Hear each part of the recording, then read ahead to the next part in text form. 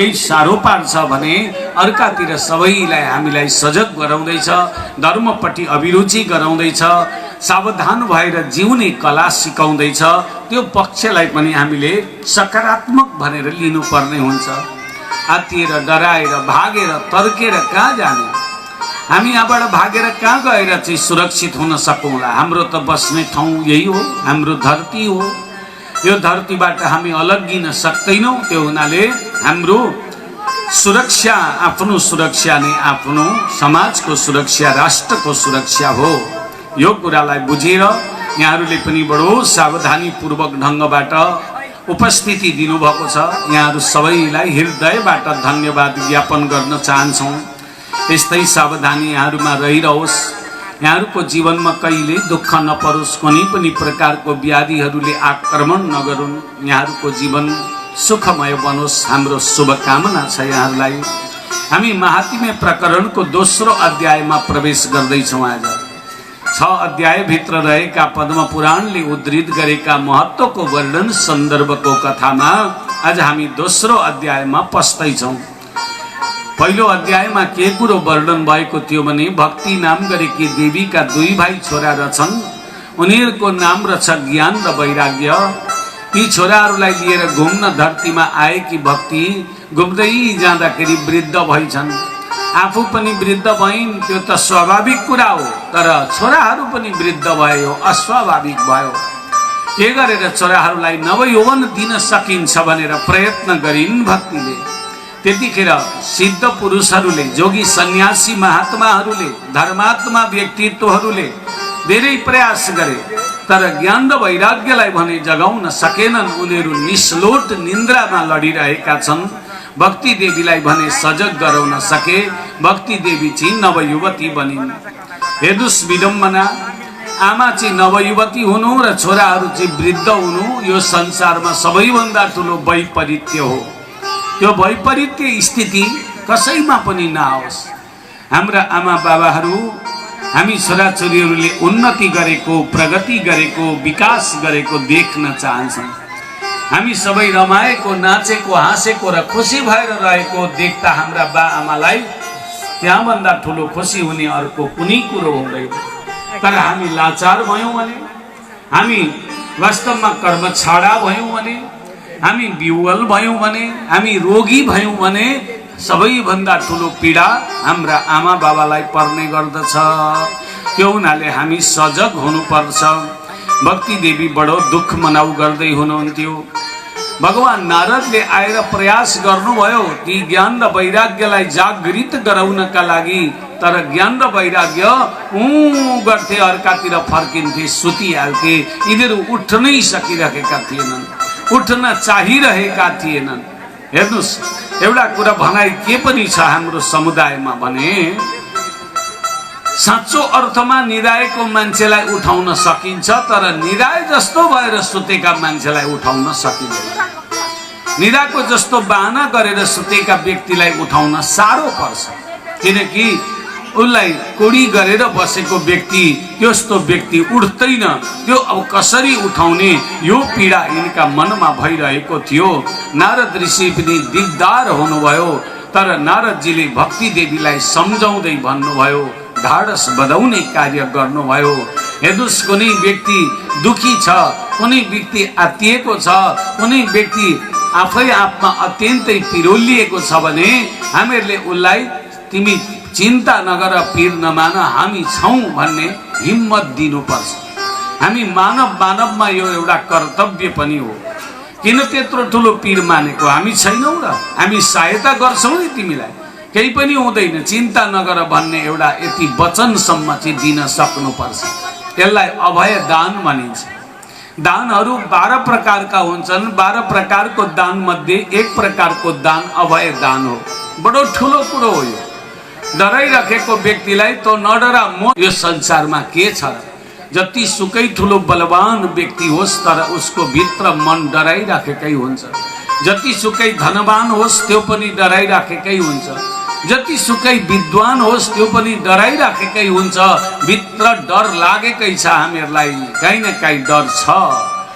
किनभने हे भगवान के गरेर बाँच्ने नि भन्ने त पीर सबैलाई छ। त्यही हुनाले नारद महामुनि भन्नुहुन्छ वृथा खेदयसे बाले अहो चिन्ता तुरा कथम श्री कृष्ण चरणाम भोज स्मर दुखम गमिष्यति। बडो जडी कुरो बताउनु भयो है नारदजीले। हेर्नुस् हामीलाई दुःख छ भने नि त्यो दुःखबाट निक्लिने दबाई बताइदिनु भयो यो श्लोकमा। दुःखको दबाई भागवत जीको महात्म्य भित्र उल्लेख भएको रहेछ।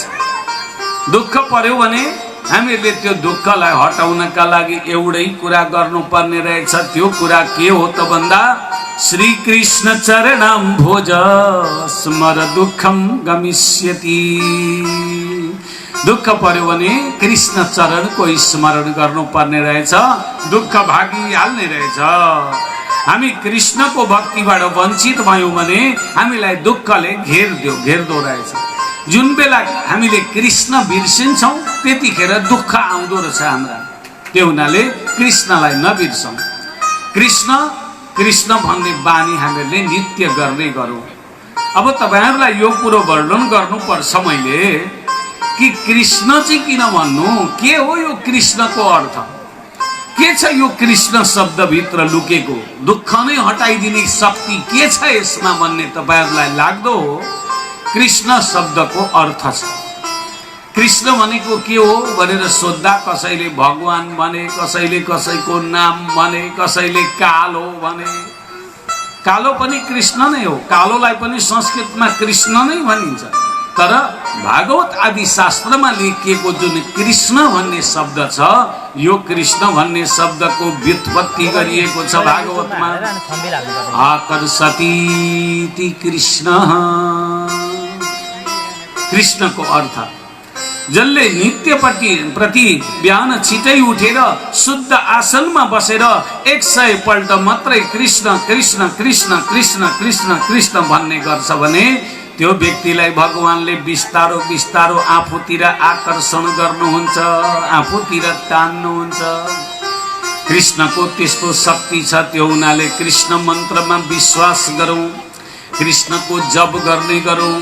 सुत्ने बेलामा पनि कृष्ण कृष्ण भनेर 10 पल्ट कृष्णको नाम लिएर सुतौँ।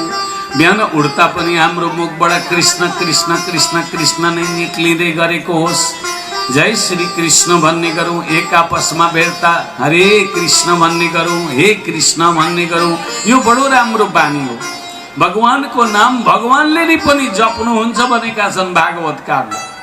हेर्नुस्, एक समयको कुरा हो, द्वारकामा सत्यभामा नाम गरेकी जुन भगवान श्री कृष्ण की धर्मपत्नी हुनुहुन्थ्यो, उहाँले विचार गर्नुभएछ सबै खाली रत्नका पछाडि परेका छन्, धन दौलतका पछाडि परेका छन्। धन दौलत र रत्नहरू चाहिँ ठुलो रहेछ कि मेरो कृष्ण चाहिँ ठुलो रहेछ यो त्रिलोकीमा भनेर बुझ्नका लागि एउटा तराजुमा धन दौलत भेला पार्न थालिछन् उनले। एउटा तराजुको पल्लामा एउटा चाहिँ पल्लामा धन दौलत हालेर एउटा चाहिँ पल्लामा कृष्णलाई राखेर जोख्ने निश्चय गरिन्। कहिलेकाहीँ हामी तुलादान गरेको देख्छौँ नि, धानको, चामलको, चिनीको, रुपियाँ पैसाको तुलादान हुन्छ। त्यस्तै तुलादान गरे जस्तै ढक पल्ला राखेर उनले एउटा चाहिँ ढक पल्लामा कृष्णलाई राखिन्, एउटा चाहिँ पल्लामा हिरा मोती खर खजाना सोना चाँदी रुपियाँ पैसा जम्मै लगेर थुपार्न थालिन्। तर भगवान श्री कृष्णलाई यति विधि धन दौलत थुपार्दा पनि उठाउन सकेन त्यो पल्ला। कृष्णले थिचि नै रहनु भयो। कृष्ण त यति गहक बन्नुभयो कि वास्तवमा धन दौलत त केही पनि होइन रहेछ। आश्चर्य भयो सत्यभामालाई। सत्यभामा छक्क परिन्, हे भगवान कसरी बराबरी पार्नु, यो सोना चाँदी हिरा मोती त तुच्छ कुरा रहेछ, कृष्णलाई त तौलिन सक्ने रहेनछु मैले भनेर दौडेर गएर आफ्नी दिदीलाई रुक्मिणीलाई भनिन्, दिदी दिदी मैले कृष्णलाई हिरा मोतीमा जोख्न खोजेको तर केही गर्दा पनि कृष्णलाई बराबर पार्न सकिन हौ भनेर। त्यतिखेर रुक्मिणीले आफ्नो हातका औँलामा लगाएको एउटा औँठी रहेछ, श्री कृष्ण लेखेको औँठी, त्यो औँठी फुत्त निकालेर ल्याउ त बहिनी यो औँठी लगेर हीरा मोतीको थाकमाथि राखिदेऊ त कृष्ण उठेर बराबरीको पल्ला भएछ भने अनि मलाई भन्नु भने। नभन्दै सत्यभामाले श्री कृष्ण लेखेको त्यो औँठी लगेर अर्कोपट्टिको पल्लामा जता हीरा मोती राखेकी थिइन् त्यहाँ राखेर मात्रै हात जोडेकी थिइन्। कृष्ण बसेको पल्ला त जुरुक्कै उठेर बराबरी भइगयो। अनि उनले सोधिन्, दिदी यो औँठीमा यत्रो ठुलो ओजनता के छ भन्दा यसमा भगवानको नाम छ। हाम्रो पति परमेश्वर भगवान श्री कृष्णको नाम छ। यो श्री कृष्णको नामले मात्रै श्री कृष्णलाई बराबरी गर्न सक्छ, अरु केही चिजले गर्न सक्दैन देवी। त्यो हुनाले कृष्ण मन्त्र बनेको यो धरतीको वरदान हो। मनुष्यहरूले यसको जप गर्ने गरून्, उनीहरूलाई कुनै पनि कुराको कमी हुने छैन भन्ने कुराको बोध गराउनु भएको थियो। त्यही हुनाले आज नारद ऋषि पनि भन्नुहुन्छ, श्री कृष्ण चरणाम्भोज स्मर दुःखम गमिष्यति। दुःख पर्यो भने कृष्णको नाम लिनु, दुःख भागिहाल्छ। हामी दुःख पर्दा खाली दुःखलाई मात्रै सम्झिन्छौँ, त्यो हुनाले दुःख भाग्दैन। दुःख पर्यो भने भगवानलाई सम्झिनु पर्छ, दुःख भागिहाल्छ। द्रौपदी च परित्राता येन कौरव कस्मलात् पालिता गोप सुन्दर्य स कृष्ण क्वापि नो गत। के कुरा गर्छौ भक्ति देवी तिमी?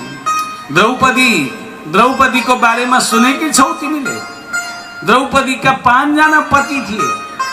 एउटी नारी द्रौपदी, उनका 5 जना पति थिए। तर 5 जना पति भएकी द्रौपदीले पनि एक दिन भरी सभामा निर्वस्त्र हुने सम्मको कुचेष्टामा प्रवेश गर्नु पर्यो। 5 जना पतिले पनि एउटी नारीको रक्षा गर्न सकेका थिएनन्। त्यस्तो अवस्था पनि धरतीमा आयो। महाभारतमा यो प्रसङ्ग आउँछ। कौरवहरूले पाण्डवसँग जुवा खेल्दाखेरि जिते। जुवा खेल्दाखेरि द्रौपदीलाई पनि जिते। च्याखेमा पारेर उनीहरूले 5 भाइलाई जिते, 4 भाइलाई जितेर अन्तिममा द्रौपदीलाई पनि जिते। जुवातास बडा नराम्रो कुरा हो। जुवातासले मानवलाई कहिल्यै राम्रो गर्दैन भन्ने शिक्षा पनि यहाँ उद्बोधन गरिएको छ। नखेल्नु जुवा र तास, धनको नाश जीवनको बनिबास। जुवातास खेल्ने बानी त छैन होला नि यहाँहरूको? छ भने पनि छोडिदिनुहोस्, छैन भने साह्रै राम्रो।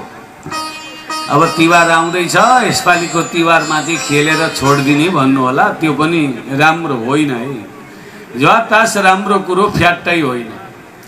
जुवातास खेल्ने बानी साँच्चै भन्नुपर्दा घरलाई खरानी बनाउने बानी हो। तास खेल्ने बानी त झन् खराब हो। हेर्नुहोस्, 2 जना पति पत्नी एउटा घरमा बस्दा रहेछन्, साधारण जीवन जिउने व्यक्ति रहेछन्। श्रीमतीले भनिन्छ, साह्रै सागसब्जी खान भएर दुःख पाइयो भनेर आफ्नो पेवा पाते यसो जोड जम्मा गरेर राखेकी रहेछन्। श्रीमतीले 500 रुपियाँ रहेछ निकालेर पतिलाई दिन्छन्। पतिदेव जानु बजारबाट मिठो खालको सब्जी खोजेर ल्याउनु, सब्जी राम्रो खाउन हो, कति नुनसँग मात्रै भात खानु भनेर। ए ल भन्यो, यो तास खेल्नमा रिपु थियो। 500 रुपियाँ भेटेको टप्पै श्रीमतीका हातबाट टिपेर हिँड्यो। बजार जाँदै गर्दा साथीका घरमा पसेको, तास खेल्दै रहेछन्, बसिहाल्यो पलेटी मारे। तास खेल्दै रहेछन्, पलेटी मारेर बस्यो। लु मलाई पनि बाँड पत्ता भनेर पत्ता बाँड्न लगायो।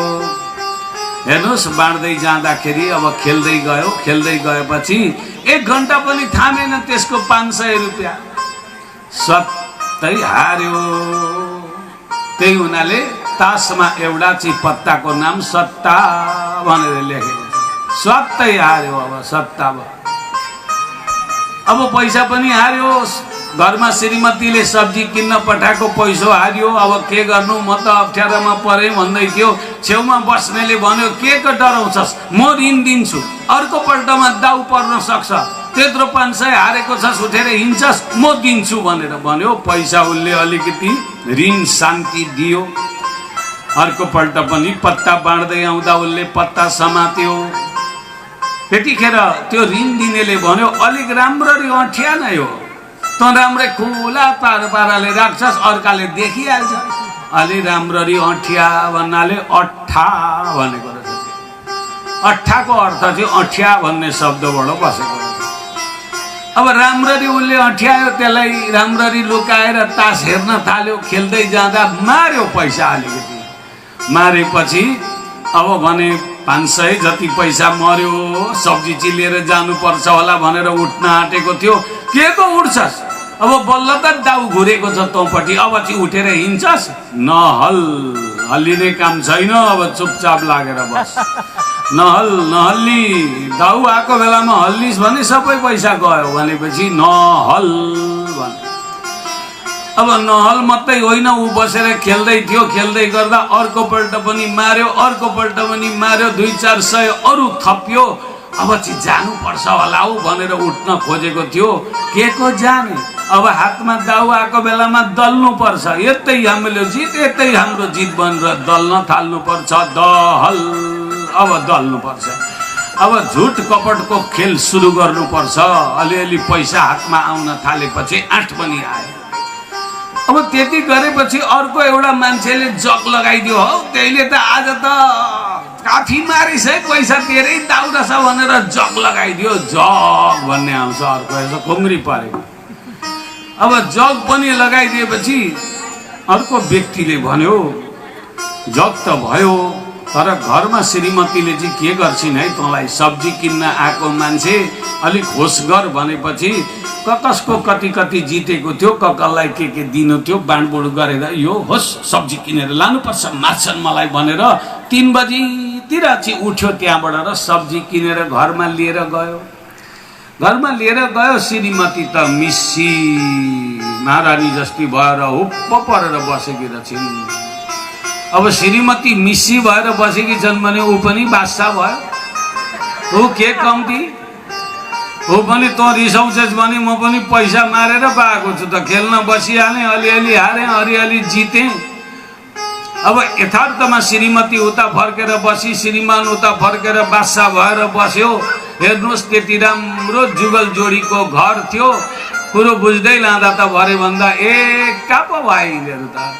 गाउँभरिका मान्छेले सब्जी किन्न लिएर गएको पैसा जति जम्मै तास खेलेर उडाउने भने कसैले त्यसलाई ऋणपान पनि दिन छोडे, सरसापट पनि गर्न छोडे। तास खेल्ने मान्छेलाई कसले राम्रो मान्छ? गाउँभरिको एक्का भयो यो मान्छे। एक्का भन्छ नि, एक्का हुन्छ। जो व्यक्ति नराम्रो लतमा लाग्छ त्यो मान्छे एक्का हुन्छ। साँच्चै भन्नुपर्दा तासका पत्ताहरूले नि बताइदिइराखेको छ तास सबै प्रकारबाट हामीलाई हानिकारक छ भनेर। जुवा त्यस्तै डरलाग्दो कुरा हो। जुवा तास खेल्नु हुँदैन। यसले हामीलाई हाम्रो आदतबाट विमुख गरिदिन्छ, समाजबाट बाइकट गरिदिन्छ। 5 पाण्डवहरूले बाध्यतावश जुवा खेल्नु परेको थियो, पासा खेल्नु परेको थियो। यथार्थमा भन्नुपर्दा आफ्नी पत्नी पनि भन्न पाएनन्।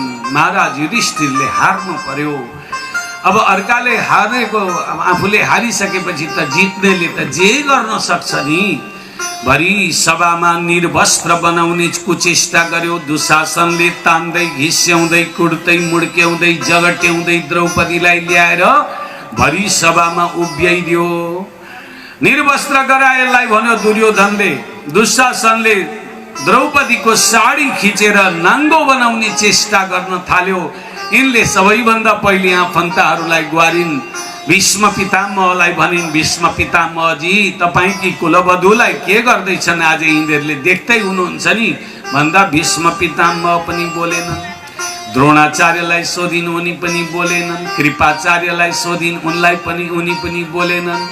शल्य महाराजजी हुनुहुन्थ्यो, शाल्य देशका राजा, उनी पनि बोलेनन्।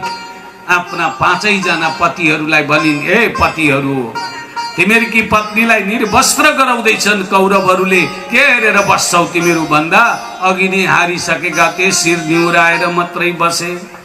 जब कसैले पनि सहायता गर्दैन हामीलाई यहाँ भने हामी भगवानका पासमा नगई हुँदैन।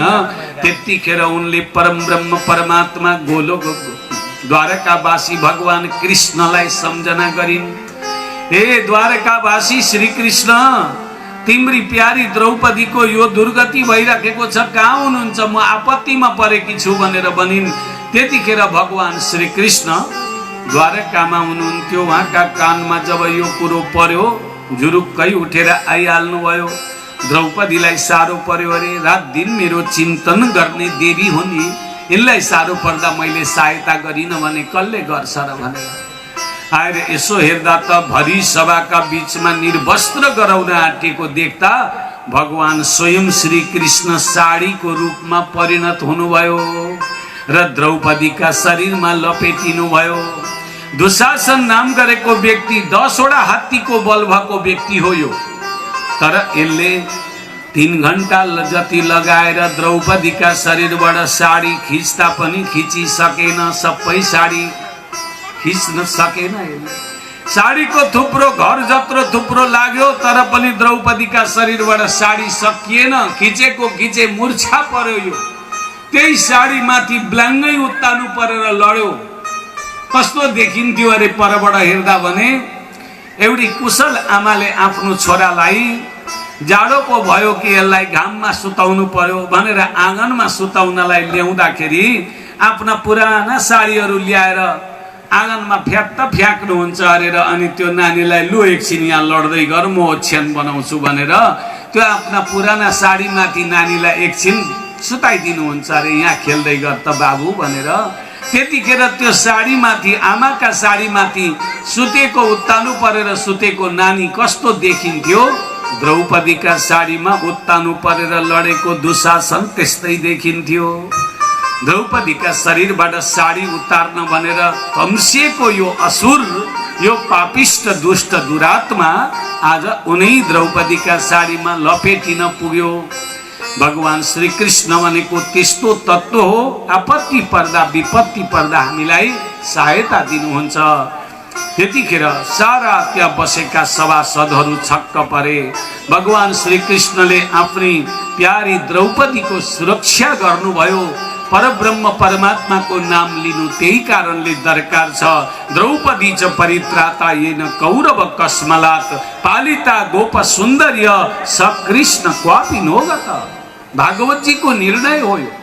ती द्रौपदीलाई रक्षा गर्ने कृष्ण कहीँ गएका छैन, यही धरतीमा छन्, कहीँ न कहीँ छन्, कुनै न कुनै रूपले बसेका छन्।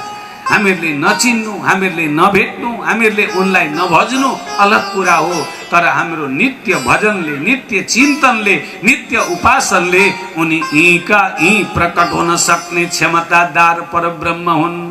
कृष्ण कन्हैया लाल की जय हो, मुकुट बंसी वाले की जय हो, श्रीमद् भागवत भगवान की जय हो।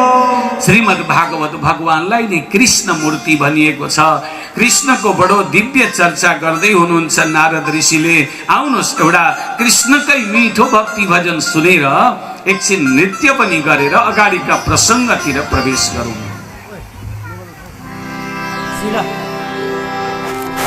हे कृष्ण सारै आपत पर्यो मलाई, सारे विपद पर्यो मलाई, कृष्ण सारे विपद पर्यो मलाई।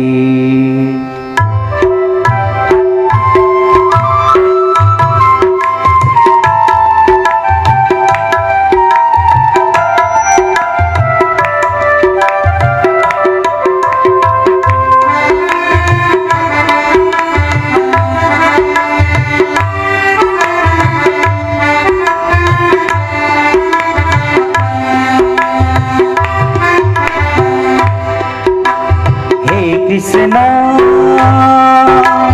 सारै आपत पर्यो मलाई, सारे विपद पर्यो मलाई, कृष्ण सारे विपद पर्यो मलाई। लौन लाज राखा जा सभा बिचाई, लौन लाज राखा जा सभा बिचाई। तिम्रो भक्त पुकार गर्छु, तिम्रो भक्त पुकार गर्छु, सारै दुःख पाई, सारै दुःख पाई। हे कृष्ण साह्रै आपत पर्यो मलाई, साह्रै विपद पर्यो मलाई।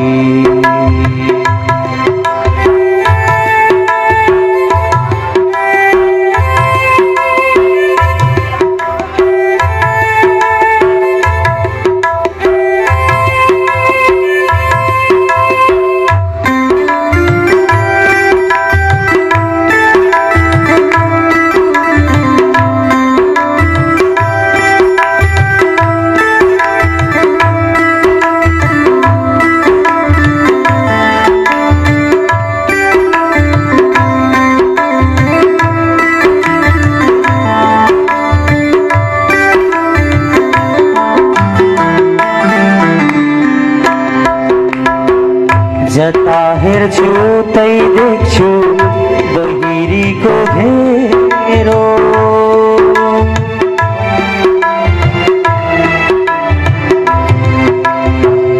जता हेर्छु तै देख्छु बहिरीको घेरो।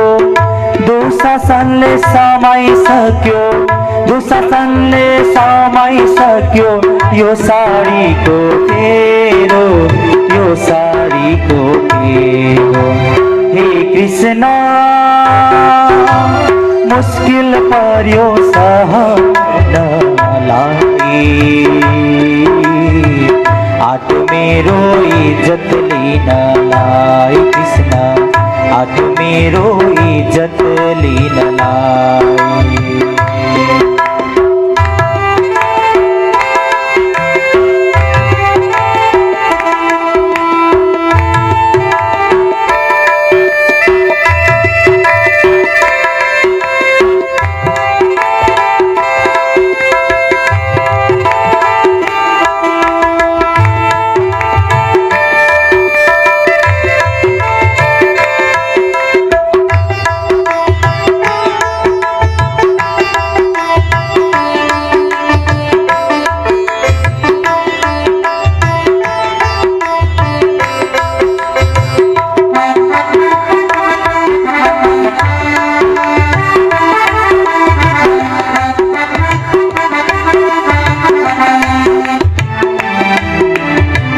दुशासनले साडी लुच्यो कौरवले कुट्यो,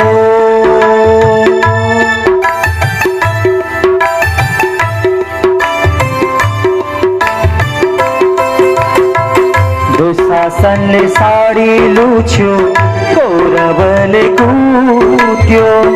पत्थरले हिर्काएर, पत्थरले हिर्काएर हातको चुरा फुट्यो, हातको चुरा फुट्यो। हे कृष्ण साह्रै आपत पर्यो मलाई, साह्रै विपद पर्यो मलाई कृष्ण, साह्रै विपद पर्यो मलाई कृष्ण, साह्रै विपद पर्यो मलाई कृष्ण, साह्रै विपद पर्यो मलाई। कृष्ण कन्हैया लाल की जय हो, भक्तवत्सल भगवान की। श्रीमद् भागवत महापुराण को तृतीय दिवस को यो संध्याकालीन सत्र भक्ति देवी को कष्ट निवर्तन गर्नका लागि नारद मुनिले गर्नु भएको प्रयत्नसँग सम्बन्धित कथा चलिरहेको छ। भक्ति देवीलाई सम्झाउँदै नारद मुनिले भन्नुभयो, हे भक्ति देवी, 5-5 जना पति भएकी द्रौपदीलाई त आपत्ति पर्यो भने अरूलाई कसरी छोड्छ र आपत्तिले? तर आपत्ति पर्यो भनेर आपत्तिकै मात्रै चिन्तन गरेर बसेर हुँदैन। आपत्तिको निवारण हुन्छ कृष्ण भजनबाट, आपत्तिको निवारण हुन्छ रामको भजनबाट। हामीले धैर्य धारण गर्न सकेनौं भने आपत्तिले हामीलाई अरू धेरै आपत्तिमा डाल्दिन्छ। त्यो कुरो बताउनु भयो। भक्ति देवीलाई एउटा कुराको शंका भयो मनमा। नारद महामुनिसँग सोध्नु भयो भक्तिले, हे नारद ऋषि, हजुर त सर्वज्ञानी हुनुहुन्छ, मलाई एउटा कुरा भनिदिनुहोस्, के त्यस्तो खालको कर्म गरेकी थियो द्रौपदीले जसको परिणाम भगवान द्वारका छोडेर आएर साडी बन्न रुचाउनु भयो। एउटा नारीका शरीरमा साडी बन्न पनि पछि नपर्ने त्यत्रो 3 लोक 14 भुवनको स्वामीले त्यस्तो के गुणको त्यसको फल दिएको हो, यो कुरो मलाई अलिकति मनमा खट्किराखेको छ भनेर भनेपछि भगवान नारद भन्नुहुन्छ, भक्ति देवी गहिरो प्रश्न गर्यौ तिमीले। यी द्रौपदी द्रुपद महाराजका घरमा प्रकट भएकी कन्या हुन्। यिनको एउटा नाम पाञ्चाली पनि हो। पाञ्चाली भनेको पाञ्चाल देशकी राजकुमारी हुन् यी भनेर जानकारी पनि हो। पाञ्चाल देश भनेको पन्जाबलाई पाञ्चाल भन्छन् संस्कृतमा। पन्जाबका राजा थिए पहिले द्रुपद महाराज। उनका घरमा छोराछोरी थिएनन्। ऋषिमुनिहरूसँग सल्लाह गर्दा पुत्रेष्टि यज्ञ गर्नुपर्छ महाराज, सन्तान प्राप्ति भइहाल्छ नि भनिदिए। द्रुपद महाराजले ठुलो यज्ञ गर्नुभयो आफ्ना राज्यमा, विशालतम यज्ञ गर्नुभयो जसलाई पुत्रेष्टि यज्ञ भनिन्छ। यदि तपाईहरुका पनि सन्तानको आशा छ कसैलाई भने सन्तानको आशा लाग्दै लाग्दै पनि सन्तान प्राप्त भइराखेका छैनन् भने यो पुत्रेष्टि यज्ञ गर्न सक्नुहुन्छ है, त्यसको विधान छ। त्यत्रो यज्ञ कहाँ गर्न सक्छौं र हामी भन्नुहुन्छ भने शतचण्डी विधान त 100 आवृत्ति चण्डी पाठ गरायो भने पनि 2-4 सालमा बालबच्चा आँगनमा खेल्छन्। चण्डी पनि पढाउन सकिँदैन, त्यत्रो धेरै चण्डी पढाउन सक्ने क्षमता छैन भन्नुहुन्छ भने श्री शिवमाराध्य भगवान शिवको आराधना गर्नुपर्छ। ती पति पत्नीले मिलेर सधैँ शिव मन्दिर जानुपर्छ, धनेश्वर धाम जानुपर्छ। सधैँ बाबा धनेश्वरलाई गएर हामीले माग्नुपर्छ, हामीलाई कुशल सन्तान दिनुहोस् भनेर। धनेश्वर बाबाले तपाईँ हाम्रो झोली कहिले खाली राख्नुहुन्न, हाम्रो झोली भरिदिनुहुन्छ। यसका ज्वलन्त उदाहरणहरू छन्। अहिलेको वर्तमान अध्यक्षजी हुनुहुन्छ नि आदरणीय रुद्र कार्कीज्यू, उहाँका घरमा एउटी छोरी जन्मिन्। छोरी 10, 12, 15 वर्षकी भइसक्दा पनि छोरो जन्मियो। एउटा छोरो त चाहिन्छ। यो छोरीलाई पनि भोलि माइत जाने घर त चाहियो, हामी त बसिरहँदैन। के गर्नु भन्ने मनमा पीर भयो। त्यहाँनिर यज्ञ अनुष्ठान हुँदै थियो। रुद्र कार्कीजी उहाँकी श्रीमती दुवैजनाले आएर विधिवत पूजा गर्नुभयो। हामीलाई एउटा सन्तानको दरकार छ गुरु, के गर्दाखेरि होला, सन्तान प्राप्त हुने मन्त्र तन्त्र केही भए हामीलाई दिनु न भनेर भन्नुभयो। हामीले नि हो एउटा फल बाबा धनेश्वरलाई अर्पण गरेर एउटा सन्तान दिनुहोस् हाम्रो रुद्रजीलाई। हे धनेश्वर बाबा, तपाईका द्वारमा खाली झोली लिएर आएका व्यक्तिलाई झोली भरिदिनुहोस् भनेर हामीले सद्भावले एउटा फल दियौं र उहाँले त्यो फल लगेर खानुभयो। भगवत कृपा 1-1.5 वर्षको अन्तरालमा बडा सुन्दर पुत्र उहाँलाई प्राप्त भयो। ज्वलन्त हिमास्तिर छ है, घर सोध्न सक्नुहुन्छ भेटेको बेला। यति साह्रो ठुलो हर्ष भएछ उहाँको मनमा कि वास्तवमा बाबा धनेश्वरमा केही रहेछ भन्ने कुरा उहाँले बुझेर पछि गुरु आवास गुरुहरूलाई यहाँ पूजा गर्ने पुजारीलाई बस्ने म एउटा भवन बनाइदिन्छु भनेर भवन बनाइदिनु भयो। त्यति मात्रै नभएर पछि गएर अरू पनि कतिवटा कार्यमा सहभागी बन्नुभयो। त्यति मात्रै नभएर पछि यही समाज तपाईँ हाम्रै समाजले उहाँलाई धनेश्वर धामको अध्यक्ष पदवी दिएर अहिले पनि उहाँकै अध्यक्षतामा धनेश्वर धाम सञ्चालन छ। यो तपाईँ हामीलाई प्रष्ट कुरा हो, यो कुनै मिलावटी कुरा होइन। शिवको आराधनाबाट विद्या बुद्धि बल विवेक अनि सन्तान र धन दौलत प्रशस्त प्राप्त हुन्छ। हेर्नुहोस् त रावणले सुनको लङ्का बनाएर बस्यो, कसको कृपाले भन्दा देवादिदेव महादेवकै कृपाले हो। सुनको लङ्का एउटा नगर बसाएर समुद्रका बीचमा एउटा राज्य बसाएर ऊ राज गर्न सफल भयो। भगवान शिवको कृपा मिल्यो भने के थोक हुँदैन र। त्यही हुनाले शिवको आराधना गरौँ, सधैँ शिव मन्दिर जाने गरौँ, शिवलाई जलार्पण गरौँ, फलार्पण गरौँ, पुष्पार्पण गरौँ, शिव मन्दिर आसपासको ठाउँलाई सुग्घर सफा गरिदिउँ, शिवका भक्तहरूलाई सदैव माया दयाले सिंच्ने गरौँ, हामीलाई शिव कृपा प्राप्त भइहाल्छ। शिव कृपा सबैभन्दा छिटो प्राप्त हुने कृपा भनेको शिवको कृपा हो। आज दिउँसोको प्रसङ्गमा कथा पनि आयो, शिवको महिमाको गान भयो यही मठबाट। बडा सुन्दर कथा, यहाँहरूले पनि सुन्नुभयो होला। यथार्थमा अहिले पनि शिवकै महिमाको वर्णन हुँदैछ। भोलि परमात्मा शिवको स्थापना पनि हुँदैछ। आजै स्थापना हिजै स्थापना किन नगरेको भन्नुहुन्छ होला, तर शिवलाई जहिले पायो त्यहिले ल्याएर स्थापना गर्न पाइँदैन। शिव जुर्नु पर्छ र मात्रै शिव आउनुहुन्छ। शिवलाई नजुराइकन बोलाइयो भने हान्ती पनि हुन्छ। भोलि मात्रै शिव जुर्नुहुन्छ, त्यो हुनाले भोलि शिव स्थापना पनि हुन्छ, शिवको जलाभिषेक हुन्छ। भोलिदेखि यहाँ पनि तपाईँहरू पनि सहभागी बन्नुहुनेछ। परमेश्वर शिव सबैभन्दा छिटो प्रसन्न हुने देव हुनुहुन्छ। हाम्रा 33 कोटी देवी देवताहरू मध्ये सबैभन्दा छिटो प्रसन्न हुने भगवान शिव प्रभु नै हुनुहुन्छ। बोलिए देवादिदेव महादेव की, बाबा धनेश्वर धाम की। धनेश्वरको रूपमा विराजमान हुनुहुन्छ भगवान देवादिदेव महादेव।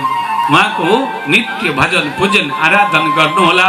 हजुरहरू त धनेश्वर बाबाको एकदम छत्र छायामा बस्ने व्यक्तित्वहरू हो है। धनेश्वरका अनन्य कृपा पात्र भनेको तपाईँहरू हो। तपाईहरुकै सद्भावले गर्दा धनेश्वर धाम हेर्नुस् न कस्तो भएर चम्किदैछ। साँच्चै भन्नुपर्दा हाम्रो दमक नगरीलाई नै उज्यालो बनाउने खालको धामको रूपमा विकसित हुँदैछ। धनेश्वर धाममा अब छिटै भन्दा छिटै एउटा पर्यटक स्थल बनाउने प्रयत्न पनि हाम्रा वर्तमान त्यहाँका समिति वर्गहरूले गर्दै हुनुहुन्छ।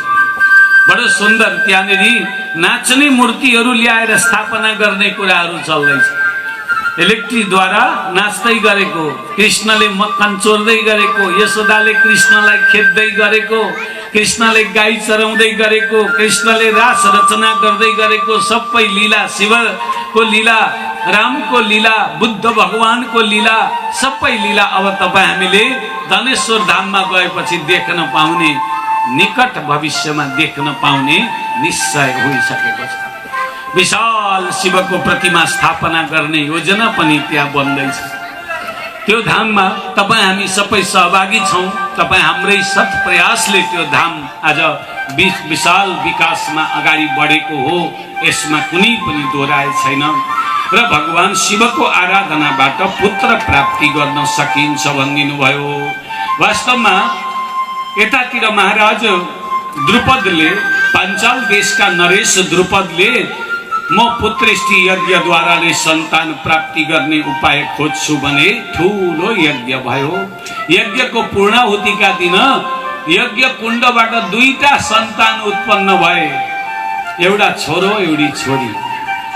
छोरा र छोरी जन्मिए यिनकामा, यज्ञ कुण्डबाट निक्लेको। यी द्रौपदीको नाम एउटा याज्ञसेनी पनि हो, यज्ञबाट निक्लेकी हुन्।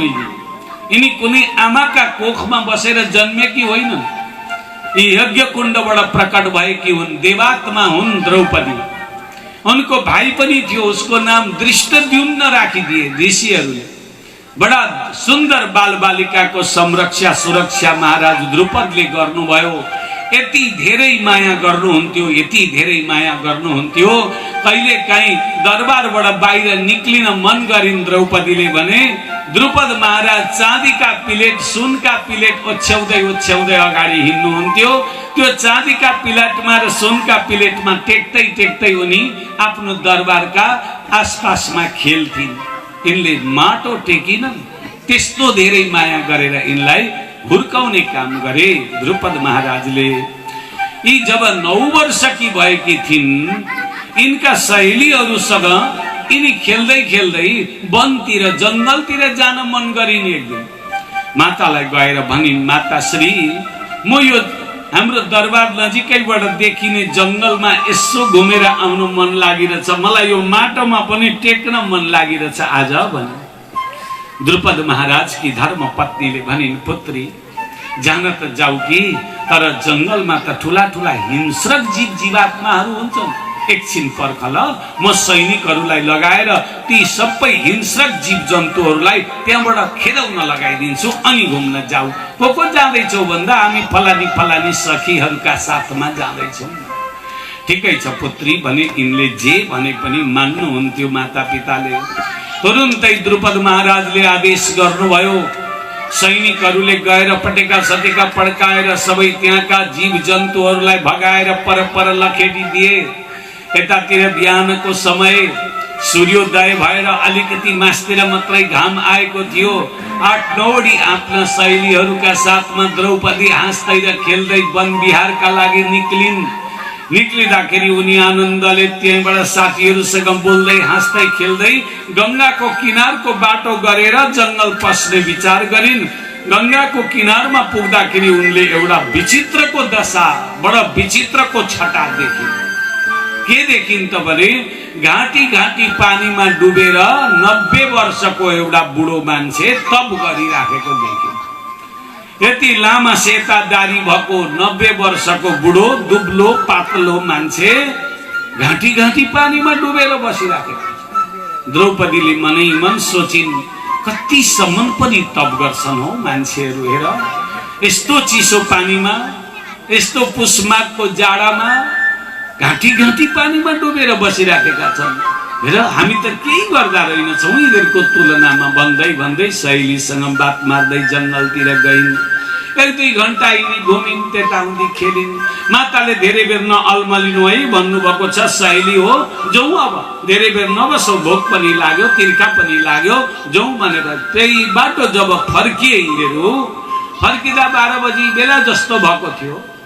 12 बजी बेलामा त्यही बाटो आउँदै गर्दा यसो हेरिन् द्रौपदीले, त्यो अघिको साधु के गर्दैछ भनेर हेर्दा घाँटी घाँटी पानीमै डुबेर यता र उति हेरिराखेको छ। मुन्टो घुमाई हेर्दै द्रौपदीको मनमा लाग्यो, यो व्यक्ति तपस्या गर्दैछ कि के गर्दैछ यहाँ? तपस्या गर्ने मान्छे त एकपट्टि फर्केर बसेको, त्यहीँनेरि फर्केर मात्रै बस्नु पर्ने, यो त 10 दिशा हेरिराखेको छ। अब अर्थ के गर्दैछ कि भनौँ भने 90 वर्षको जस्तो बुढो मान्छे, यसले नराम्रो कुरो के गर्दै होला र मनले होइन, सोध्नु पर्छ। म त राजाकी छोरी हुँ, मेरो दायित्व हो यस्तो सोध्नु। मेरै देशका, मेरै पिताको प्रजा हुन सक्छ यो व्यक्ति। जानु पर्यो भनेर आफ्नो बाटो छोडेर गङ्गा किनारतिर, गङ्गा नदीतिर बगर कुदेर त्यो साधु भएतिर जान लागिन्।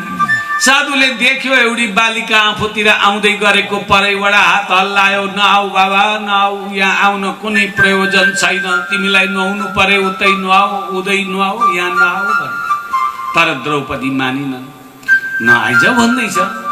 नजिकै गएर सोध्नु पर्यो भनेर गएर, बाबाजी तपाईँ यस्तो वृद्ध व्यक्ति, 80-90 वर्षको मान्छे, यस्तो चिसो पानीमा घाँटी घाँटीको गहिराईमा डुबेर के गरेको? यो तपस्या गर्नुको पनि एउटा प्रयोजन हुन्छ। यो तपाईँको तपस्या गर्ने बेला हो। अहिले त बाक्लो लुगा लगाएर आगो अगाडि बालेर आगो तापेर बस्ने बेला हो तपाईँको। यो वृद्ध अवस्था भनेको हेर्नुहोस्, वृद्ध हुँदै गएपछि जाडो धेरै हुँदै जान्छ नि, थाहा छ के? किन जाडो धेरै भएको वृद्ध हुँदै गएपछि भन्दा शरीरको बल बरगत घट्दै जान्छ। यो शरीरको छाला गएर हड्डीमा टाँसिन थालेको हुन्छ। हड्डी कहिले तातो हुने र अनि भित्र हड्डी पनि चिसो, बाहिरबाट पनि चिसो भएपछि त त्यो त शीतलपुर जाइहाल्छ। यथार्थमा उनले गएर सम्झाइन्, यसरी पानीमा नबस्नुहोस् है बाबाजी, तपाईँ यो बस्नुको के कारण बताउनुहोस् भन्दा, होइन बालिका केही प्रयोजन छैन, जाओ तिमीहरू जाओ अब भनेर भने। होइन किन तपाईँ यसरी घनघोर तप गर्दै हुनुहुन्छ भन्नु त भनेर द्रौपदीले दोहोऱ्याएर सोद्धा उनले के भन्नु, बालिका तिमीलाई त म चिन्न पनि चिन्दिनँ, मलाई चिन्नु परेन नि। म द्रुपद महाराजकी छोरी हो, मेरो नाम द्रौपदी हो, म यो देशकी राजकुमारी हो। भन्नुहोस् केही समस्या छ भने म त्यसको समाधान खोजिदिन्छु भने। साधु महाराजले विचार गर्नुभयो, स्वयं राजाकी छोरी आएर मेरो समस्या सोध्दैछन् भने मैले अब ततर्केर हुँदैन, मेरो समस्या यिनलाई भनिदिनै पर्छ भन्ने सोचेर, देवी हे पुत्री के भनौँ म तिमीलाई आज, म जुन फेर्ने वस्त्र लिएर आएको थिएँ नि, नुहाउन पसेको थिएँ, त्यो मेरो फेर्ने वस्त्र समेत मेरो लगाएको वस्त्र पनि गङ्गा मैयाले बगाएर लगिदिन्। म निर्वस्त्र भइरहेछु, छैन मेरो शरीरमा वस्त्र। अब एउटा गृहस्थी मान्छे हुँ म, एउटा गृहस्थीले नाङ्गै हिँड्नु हुँदैन, इज्जत सम्हाल्नु पर्छ, आजसम्म जोगाएर राखेको। अब यो जाडो भए पनि मैले खप्नु परेको छ। अब दिउँसो माछा नाङ्गै कसरी घर फर्केर जाउँ, यत्रा गाउँहरू सबै काटेर। बाँचेछु भनेदेखि बेलुका सबै मान्छे खाइपी आफ्ना घरभित्र पस्छन्, लुक्दै छिप्दै जाउँला भनेर बसेको छु। मरे भने जय गई गङ्गा मैया, यहीँ गङ्गामा विसर्जन हुन्छु। अर्को विकल्प मसँग केही पनि छैन राजकुमारीजी। त्यही हुनाले गर्दा तपाईँहरू नआउनुहोस् भनेको हो। द्रौपदीलाई साह्रै दया लाग्यो, कठैबाट त्यस्तो समस्या अघि नै मैले सोध्नु पर्ने रहेछ भनेर आफ्नो बहुमूल्य मलमलको वस्त्र ओढेकी थिइन् द्रौपदीले। थपक्कै निकालेर त्यो वस्त्र बाबाजीलाई दिन्। बाबा, यो वस्त्र लिनुहोस्, आफ्नो लज्जा ढाक्नुहोस्, अहिले नै घरतिर जानुहोस्। तपाईँको अवस्था होइन चिसा पानीमा डुबेर बस्ने। अघि नै थाहा भएको भए म अघि नै तपाईँलाई यो जलबाट निकाल्थेँ, तर म त तपस्या गर्दै हुनुहुन्छ भन्ने लागेर नबोली गएँ भनेर भनिन्। त्यतिखेर जस्तो यिनले दुईटै हात त्यो वस्त्र प्राप्त गर्नका लागि यसरी बढाए नि, त्यतिखेर यी साधुका दुईटै आँखामा आँसु टम्म भरिएका थिए। हृदय ढक्क भएर अवरोध भएको थियो। सकी नसकी वाणीले भगवानसँग भने, हे सर्वेश्वर, हे जगदीश्वर, मलाई आज यस्तो सङ्कटको अवस्थामा यी राजकुमारीले वस्त्र दान गरेर मलाई आज प्राण दान दिन्। कुनै दिन सङ्कट पर्यो, यिनका जीवनमा इज्जत रक्षाका कुराहरू आइपर्यो भने स्वयं तपाईँले आएर यिनको रक्षा गरिदिनु है। मैले तपाईँको भजन प्रेमले गरेको रहेछु भने यिनको रक्षा हजुरले गरेकै हुनुपर्छ है। यति मागे मैले हजुरसँग अरू केही पनि चाहिँदैन भनेका थिए।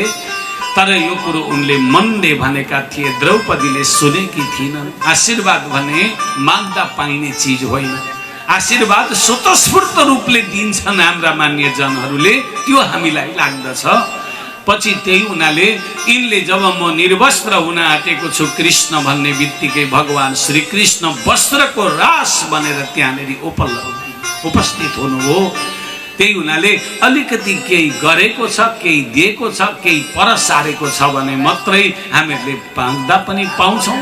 अब पर सारेकै छैन भने त कसरी पाउनु? रोपेको छ भने न फल्छ, रोपेकै छैन भने के फल्ने? त्यही हुनाले गर्दा हामीले कृष्ण नामको बीज रोप्नुपर्छ हृदयमा। एक दिन यो झ्याङ्गिन्छ, यसले फल अवश्य दिन्छ देवी, कारण यही हो भनेर भनिदिनु भयो।